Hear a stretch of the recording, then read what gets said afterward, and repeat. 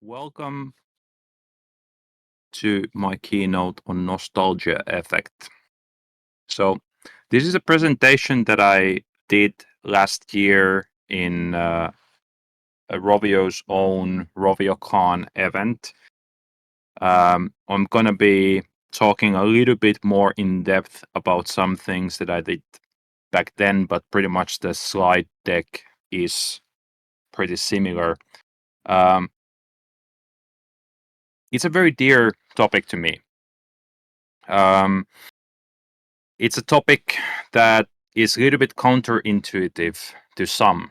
Um, but before we go into the actual topic, maybe I can introduce myself just quickly.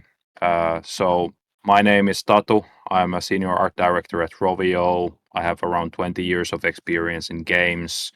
I guess my first job in the gaming industry was in 2001, but then I went a little bit for marketing and advertising in between. I have shipped around 50 titles, PC, mobile, web, consoles.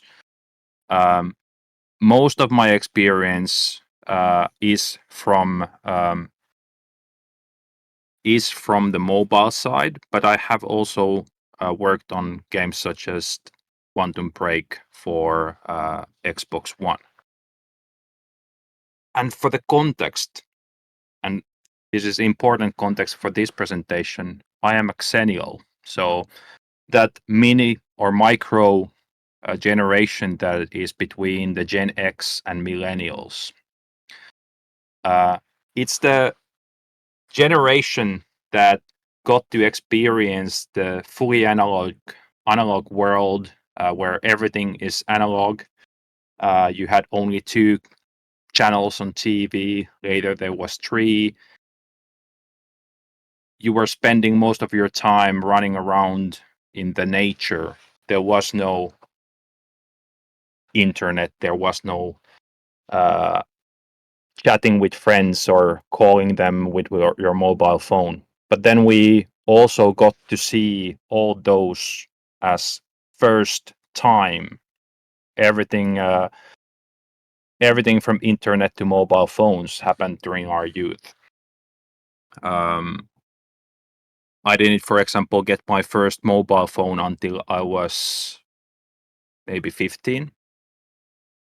So a little bit different youth. And the things were different in the 80s and 90s. So the whole way of experiencing world was different back then. Like watching TV was more of a thing that you did with your family instead of you doing it in your own bedroom from your mobile screen whenever you want and watching whatever you want. You didn't have choice back then.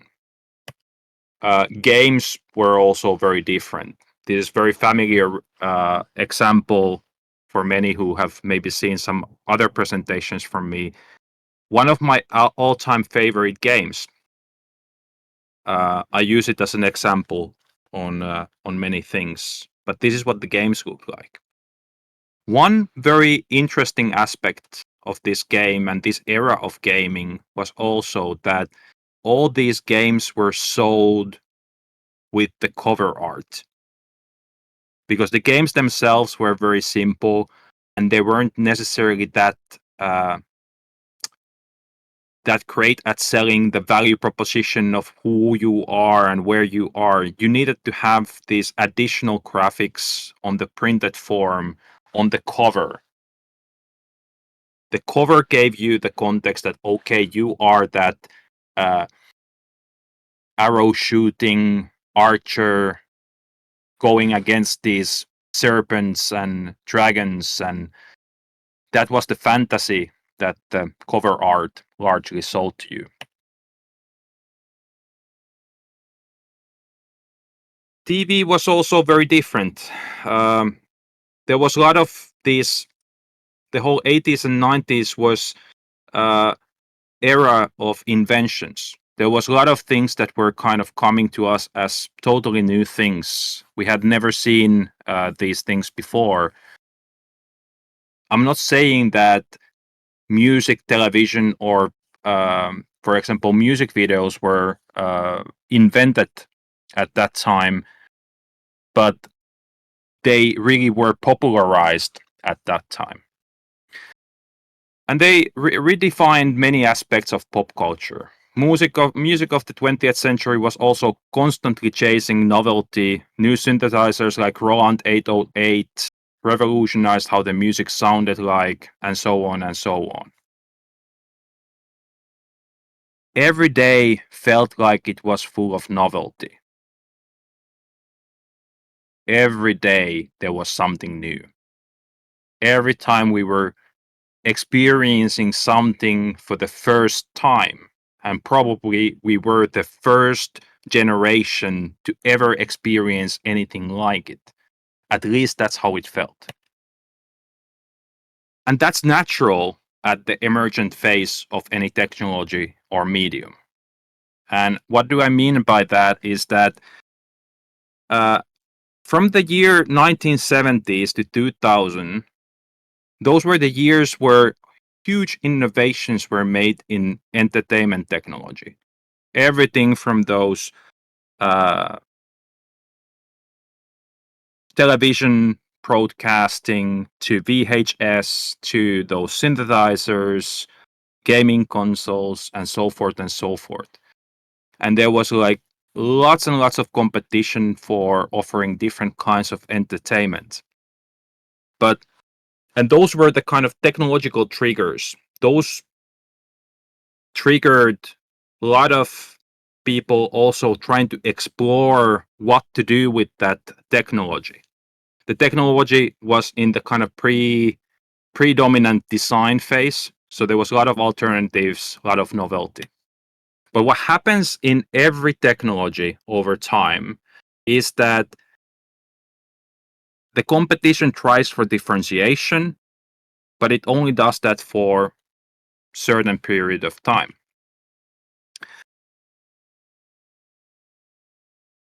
And maybe because of that era, there was this thing that was sold to us that differentiation and novelty is everything. All the teachers who have ever talked to you about marketing 101, like they are probably products of that time. Times were different back then. But if you look at the data, novelty really stopped being the common denominator already at the turn of the century. And this might come as a shock to many, but most of us have also felt it by just paying attention to what's happening around us.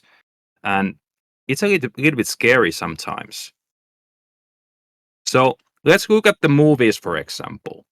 Here's a quick video. I hope it works. Let's go. From 2012 to 2021, 92 out of 100 of each year's top 10 hits are either sequels, remakes, or adaptations. And in 4 of these years, it's every single film in the top 10. It is a bit scary.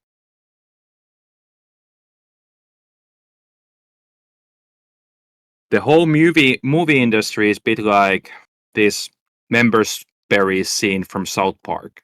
Let's play this one as well.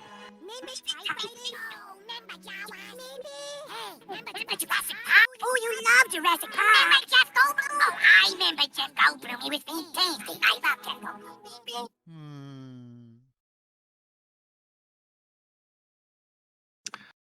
So what's happening is that the market is producing more and more of this nostalgia, and we're really eating it up. But it's the same in games. So it's not something unique for the movie industry, but in movie industry, it's even more easier to notice.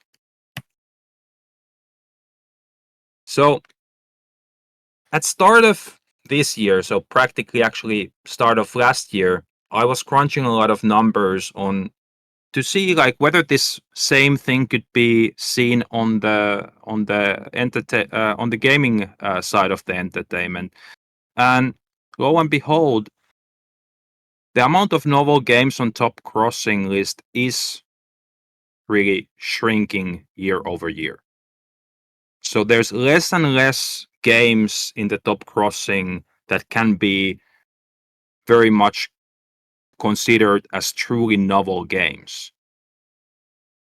In this taxonomy, I've grouped the games into few categories. So I do have the novel there on blue, pre-existing IP on red, sequels as brighter red, and nostalgic theme with purple, nostalgic aesthetic, and nostalgic gameplay at the very right end of the spectrum.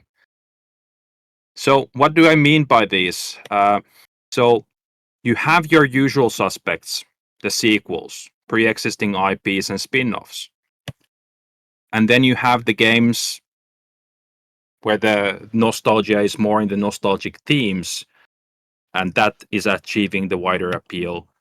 And then you have games that offer nostalgic gameplay, something old but now just in higher definition. And then you have your games that are using nostalgic aesthetics.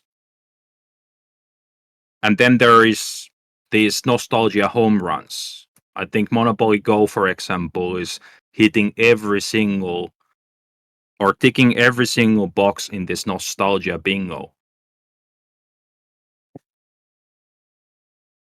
It's nostalgic board game, it's nostalgic IP, it can act as an umbrella. You can pretty much attach whatever nostalgic theme on top of it, and it just works.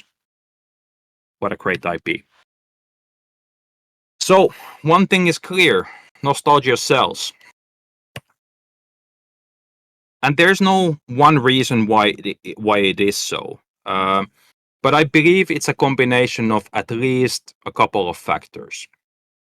Let's go through some of them. So it's partially due to the digital distribution and discovery, or more to say, like the problems of it.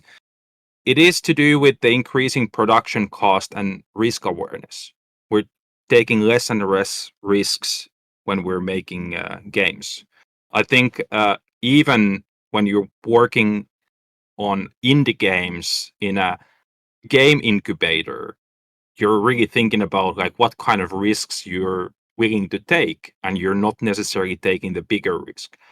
And the higher the production cost, the even more risk awareness comes into play.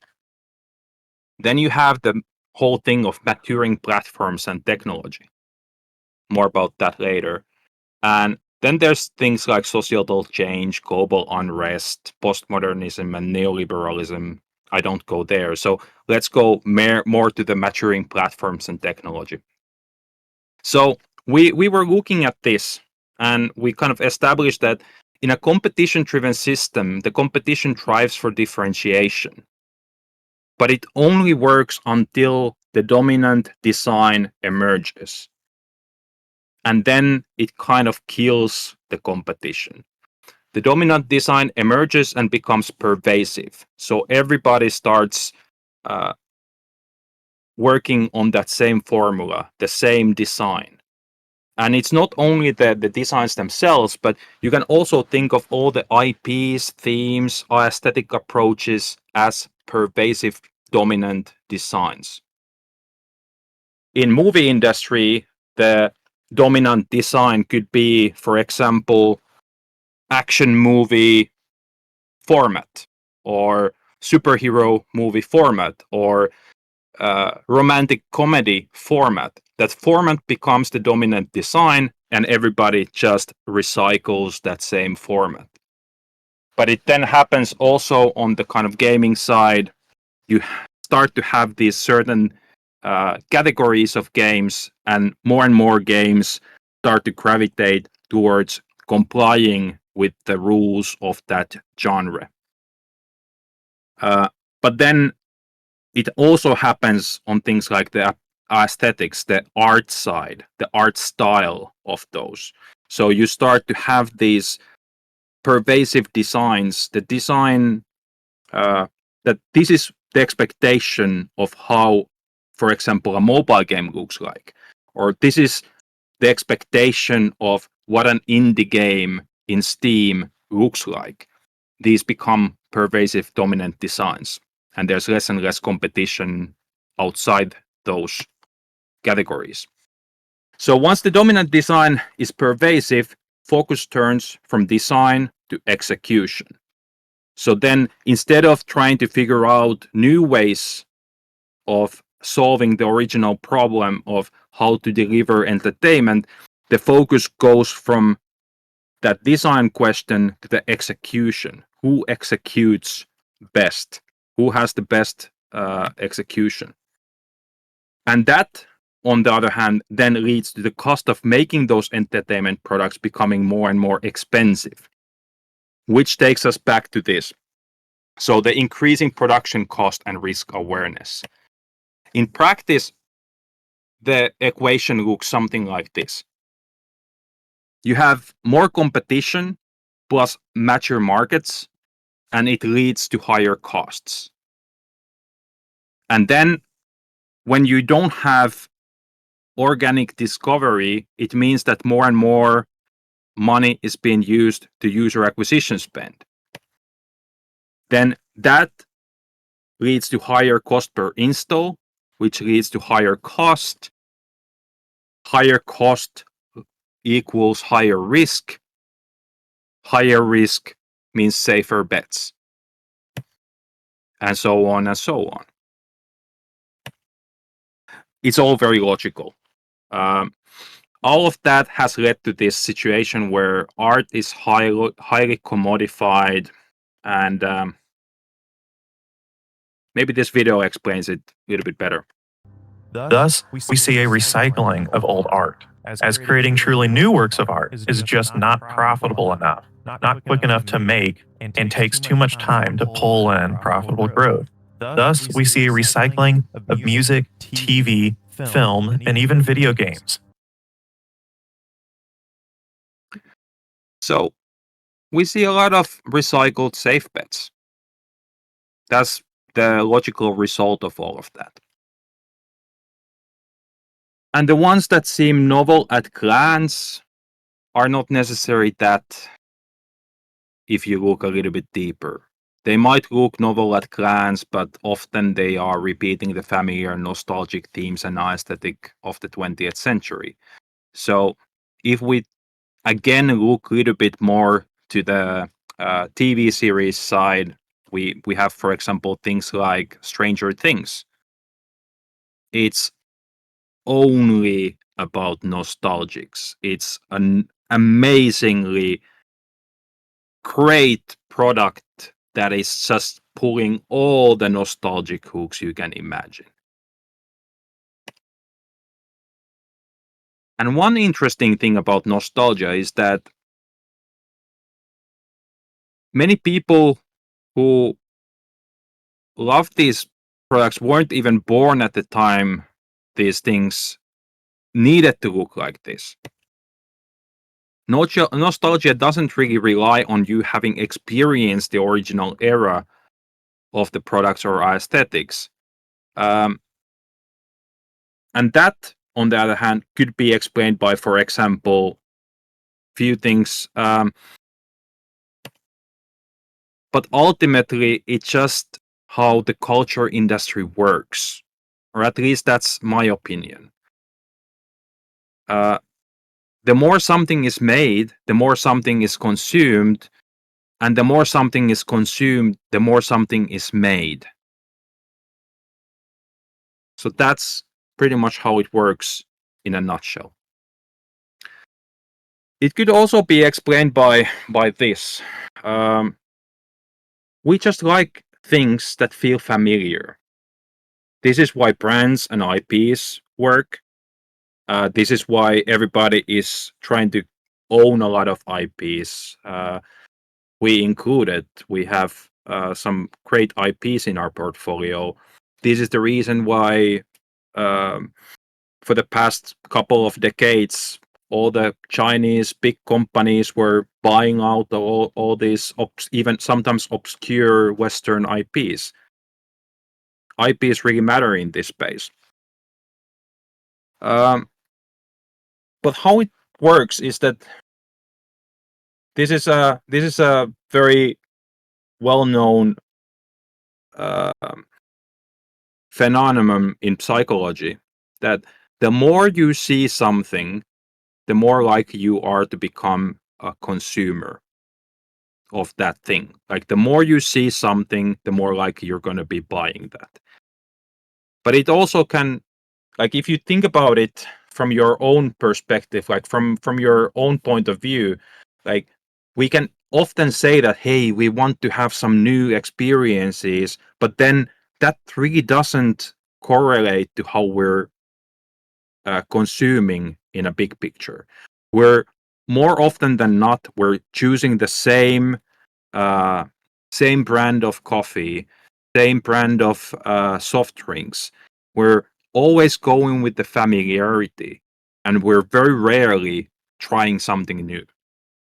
We often might say that we want the new and novel things, but in our consumer behavior, we're often gravitating towards the familiar, the safe choices. So if you put these things together, the industry makes more and more safe bets, but the consumers are also consuming more and more safe bets. All of this feeds to one thing. And the familiarity can be real or artificial. So it doesn't mean that you would be always buying the same thing, but you're buying a lot of things that resemble something that you have liked before. So the familiarity can also be manufactured. So if we look at these examples, for example, in Stranger Things, that is a new IP, it really increases the familiarity by attaching itself to these nostalgic themes and aesthetics. It's not inherently nostalgic, but it's nostalgic through attachment. So it attaches itself to familiar things. On the mobile market and otherwise, this is what it might look like. It often makes games look pretty similar. The aesthetic like field of choice is actually quite narrow. But it really doesn't matter, as the kind of differentiation only matters when there's a real possibility for product comparison. So if you think about these things from the previous page, the kind of challenge sometimes comes that it's hard to even tell them apart, but that really doesn't matter when you're never making that decision like you did in the 80s or 90s. When I was a kid, the main thing, differentiation between games was that box art. We went into a game store without no pre-existing understanding of what we're going to be seeing, and we're just browsing, and oh, that cover art looks great, let's give it a try. And then came the mobile games where you were basically comparing the icons and the names, because that was all you could see. But that's not how games are nowadays discovered. They're much more often discovered through the user acquisition. So we're never comparing games like these. So it doesn't matter that the games look pretty much exactly the same. The value proposition with the aesthetic choices is more to do with that this is a high quality product, or this is a product that is like that other product that you're already playing. The real comparison is more between these two things. So either you're clicking the advertising and stopping your doom scrolling, or you keep on doom scrolling. But this is more the comparison of nowadays. So this is what we get. And then if we look at the nostalgic IPs themselves, the IPs that have already existed for a longer period of time, they already have this familiarity established, so they can expand to new platforms and audiences, and many of them go to these expansions, like transmedia expansions, and go on as many platforms and continue the stories from one platform to another. One interesting example is the case of Star Wars. It's very debatable whether they did it well, or is it like a absolute horrific treatment of the IP. But one thing that they did especially well is that they attach something nostalgic to something novel that is more accessible.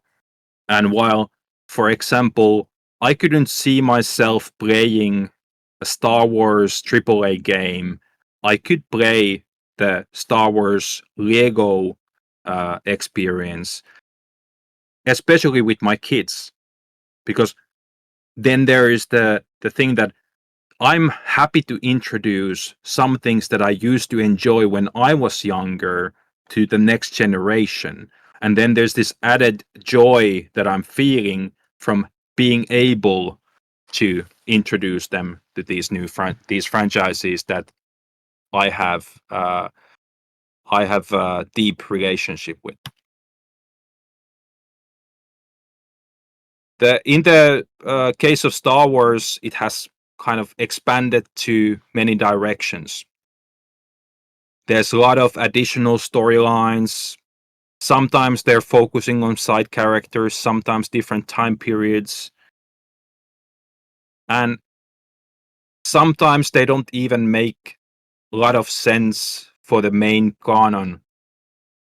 But that's how transmedia works, is that it uses the nostalgic IP as a platform for reaching out to different audiences here and there.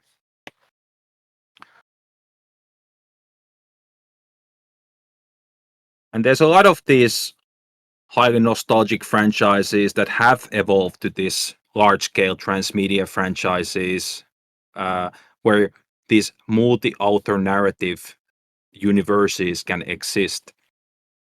And it's possible due to the generational piercing nostalgia. At least from my point of view, that's the claim that I would be making. That the nostalgia is very powerful, or powerful force this nostalgia is, Yoda would probably say. So maybe we should think about nostalgia and familiarity as much or more as part of our design processes than we think of differentiation. And tapping to familiarity is likely to increase the importance in the future. And this is mainly because of more uncertainty there is in the society, the more people are drawn to these familiar choices. Nostalgia offers also safety. And like I said, like we happily eat it up. Remember Tatooine? Remember the torture droid? I remember Goonies? I loved Goonies. Remember Chunk? Remember the trash can? Oh, the trash companion. Wait a minute. Oh my God, there's this many?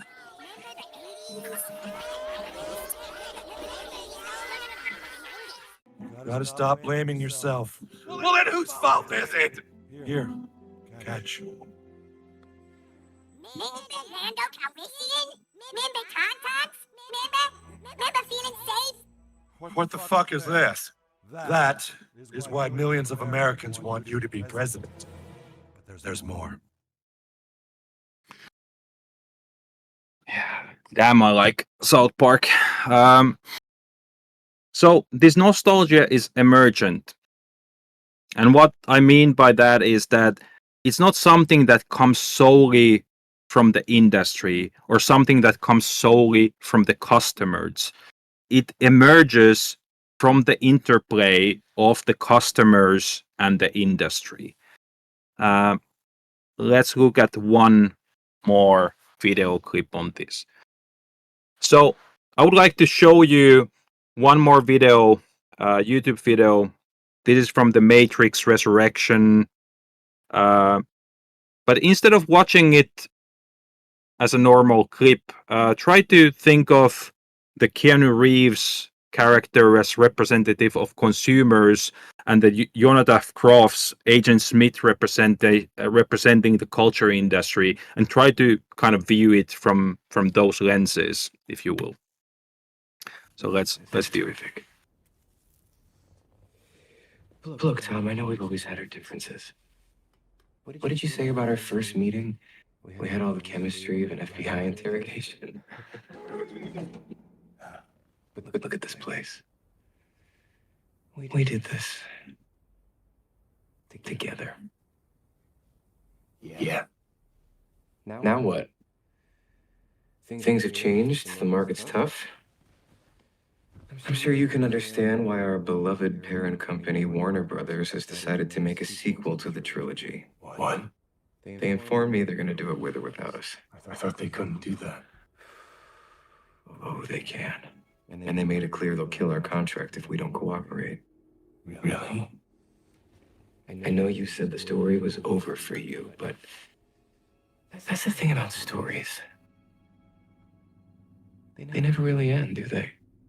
We're still telling the same stories we've always told, just with different names, different faces. And I have to say, I'm kind of excited. After all these years, to be going back to where it all started. Back to the Matrix. I've spoken to marketing.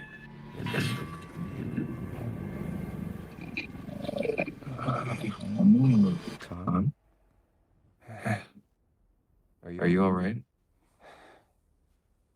Yeah.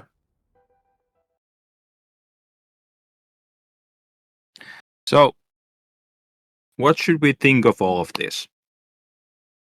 To me, at least, it's not an easy question, and my answer to that is kind of a twofold. We should do our best at supporting art in its purest forms that are not offering the comfort for the masses. But when we work in the entertainment products, we should take into account the market realities and make the kind of entertainment products that the people want to consume. So that brings us to that conclusion that we don't necessarily have a lot of choice. Like, if we want to make something that is aiming to become really successful, it's just pure statistics that it is far more likely to be able to do that if you are having some kind of nostalgic hooks in your product. By adding those nostalgic hooks, you're making your game feel more approachable. People will come in with their pre-existing ideas of what it could be, and then they are either disappointed or positively surprised.